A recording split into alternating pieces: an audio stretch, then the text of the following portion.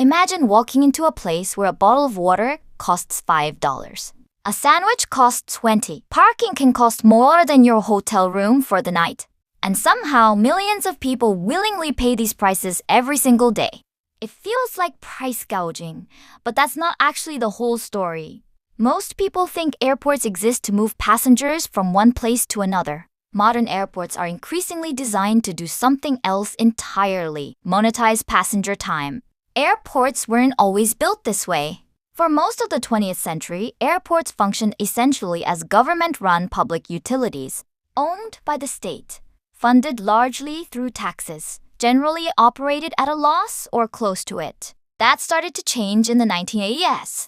Britain led the shift. In 1986, the UK passed the Airports Act. This created a new company called BAA to take over what had been government-owned airports. The following year, BAA officially privatized. It listed on the London Stock Exchange, taking control of Heathrow, Gatwick, Stansted, and several other major airports. It was the world's first major airport privatization. It raised roughly £1.2 billion for the British government. More importantly, it changed how airport executives thought. Suddenly, an airport wasn't just infrastructure to maintain. It was a business expected to generate returns for shareholders. That shift eventually spread far beyond Britain. According to Airports Council International, more than 850 airports across over 90 countries now involve some form of private sector participation. That's a dramatic shift. For most of the previous century, nearly every airport on Earth had been purely government-run. Singapore's Changi Airport became one of the clearest examples of this new model, done aggressively. Rather than treating retail as an afterthought, Changi built its entire brand identity around one idea. The airport itself could be a destination, not simply a waypoint. Once this shift happened, airports needed an entirely new way of thinking about revenue. Landing fees and passenger fees charged directly to airlines remain part of the picture. But according to Airports Council International, non-aeronautical revenue now makes up close to 40% of total airport income worldwide. Non-aeronautical revenue just means everything unrelated to actual flights. In the United States specifically, that number climbs even higher, to around 46% of total airport revenue.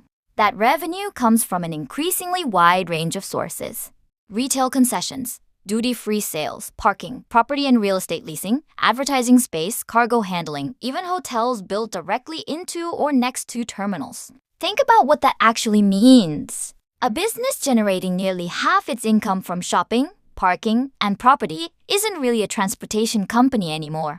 It's closer to a retail and real estate company, one that happens to also operate runways. So what makes the airport such a uniquely powerful place to sell things? The airport has something almost no ordinary retailer can create: a captive audience. You've already passed through security. You can't easily leave. You often arrive hours earlier than strictly necessary just to be safe.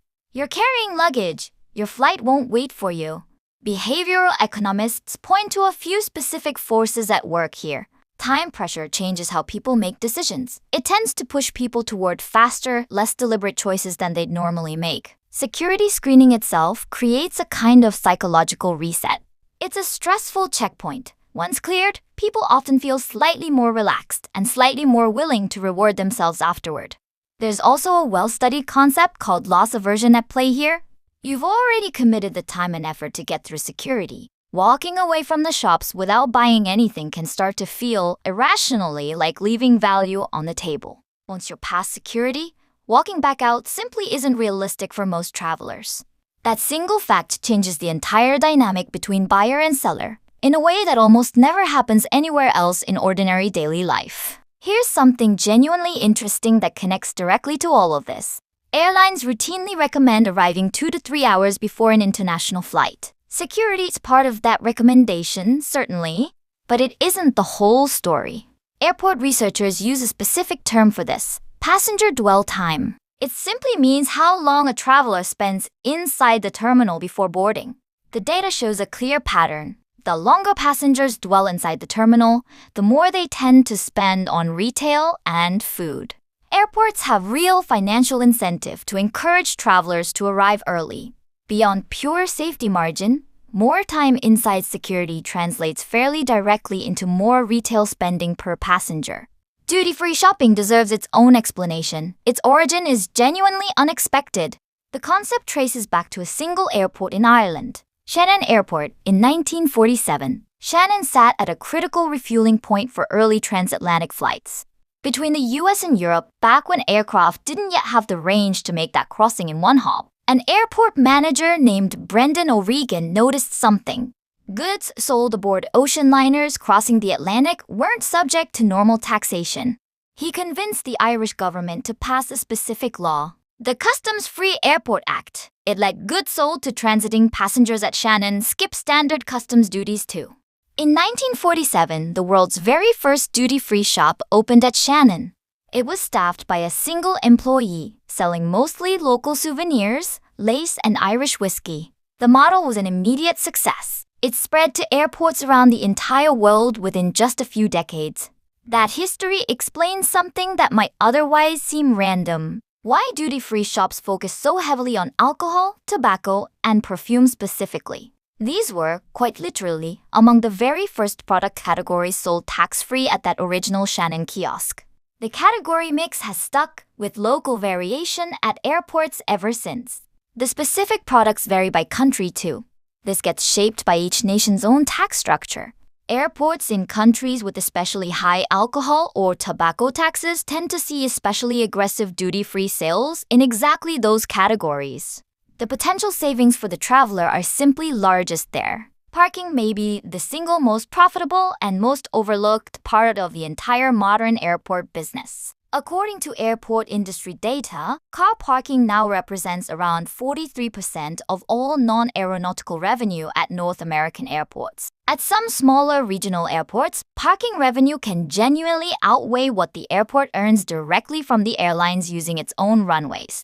Airports have increasingly adopted dynamic pricing for parking too. Rates adjust in real time based on occupancy and demand, using essentially the same logic airlines already use for ticket pricing.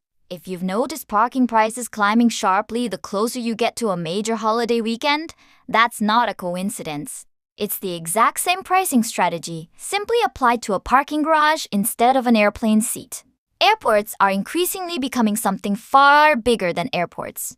Singapore's Changi Airport opened an enormous addition called Jewel in 2019, a combined shopping mall, indoor rainforest, and entertainment complex built directly at the heart of the airport, featuring the world's tallest indoor waterfall. Hamad International Airport in Doha built its own indoor tropical garden and luxury retail district right inside the terminal. Dubai International has continued expanding its luxury retail and hospitality footprint for years, treating the terminal itself as a genuine shopping and leisure destination. Incheon Airport in South Korea has followed a similar path, combining large-scale retail with cultural attractions and green space built directly into the terminal experience. There's an actual academic term for this broader transformation: Aerotropolis. The concept was developed by academic John Casarda. He spent decades studying and advising governments and airport operators on exactly this kind of development. His central argument is simple. Airports are becoming to the 21st century economy roughly what seaports were to the 18th century and what highways were to the 20th. A central hub, one that entire cities and business districts increasingly organize themselves around. Casarda points to airports like Dallas-Fort Worth, Washington Dulles, and Raleigh-Durham, functioning examples of this model already taking shape.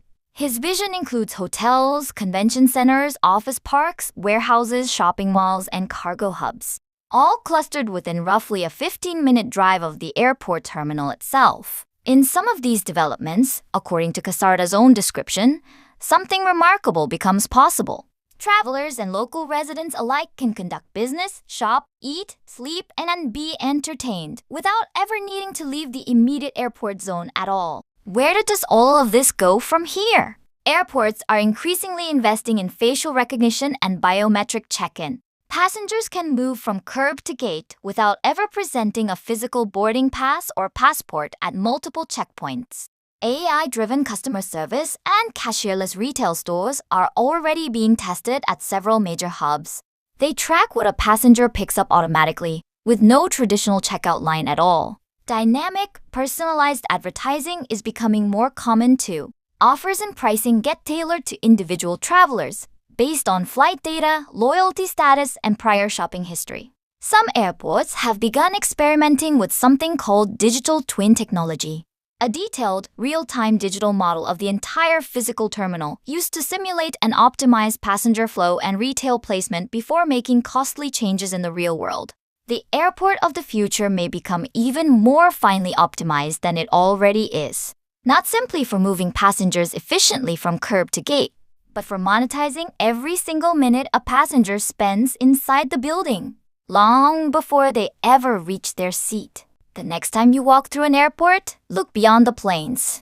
Notice the restaurants, the luxury stores, the duty-free shops, the parking garages, the advertisements, the indoor gardens and waterfalls. The airport was never simply a place that connects cities. It quietly became a machine designed to convert your time into revenue, long before you ever reached your gate.